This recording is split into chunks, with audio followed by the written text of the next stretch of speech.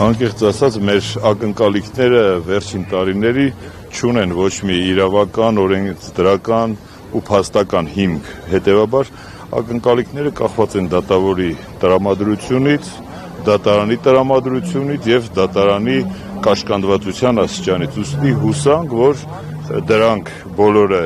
վտանգները չեզոքացված են եւ դատարանը կարողանա որպես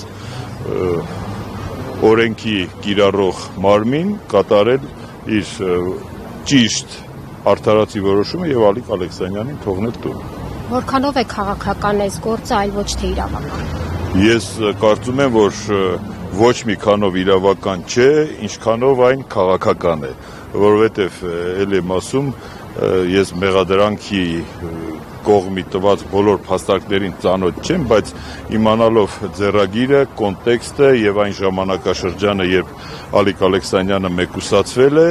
ոչ միայն կարելի է ենթադրել, այլ հաստատապես կարելի է պնդել, որ այս գործը ունի զուտ քաղաքական ենթատեքստ։ Օնասլանյան տեղյակ ենք, որ վեհապառին չեն հրավիրել ազգային ժողովի անդրանիկ նիստին,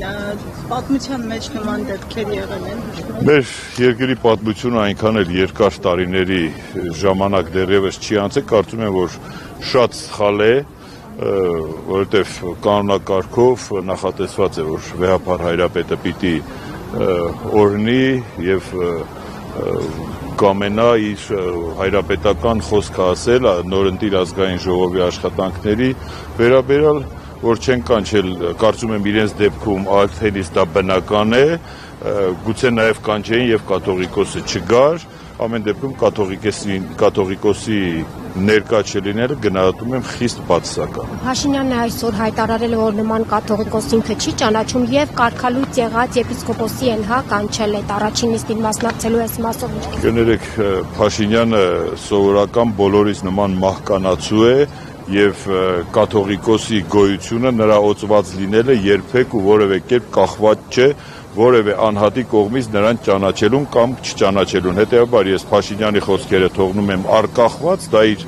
անձնական վերաբերմունքն ու արտահայտությունն է, ես դա չեմ մեկնաբանում, բայց գիտեմ նաև մի քիչ չգիտեմ, եկեղեցու պատմությունից, աստվածաբանությունից հասկանում եմ, որ կաթողիկոսին պետք չի որևէ մեկը ճանաչի, կաթողիկոսը ի վերուստ Աստծո դռան կողմից ընդունված եւ ձեռնադրված մարդ է, օծված ցմահ։ Հետեւաբար այդտեղ ճանաչելու խնդիր չկա։ Եթե վերադառնանք Ալեքսանյանի գործին, մեղադրանքի կողմը 2 ամիս կալանք է նորից պահանջել, երկարացնել, հա, ինչ կասեք։ Ես ամենից շատ զարմանում եմ դատախազության վերջին տարիներին որդեգրած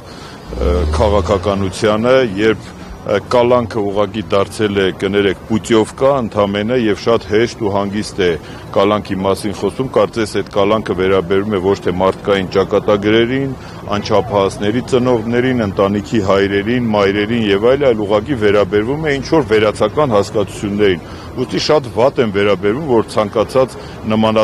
նմանատիպ դեպքում անկախ քրեական գործի խորությունից, փաստարկվածությունից ամեն դեպքում դատախազությունը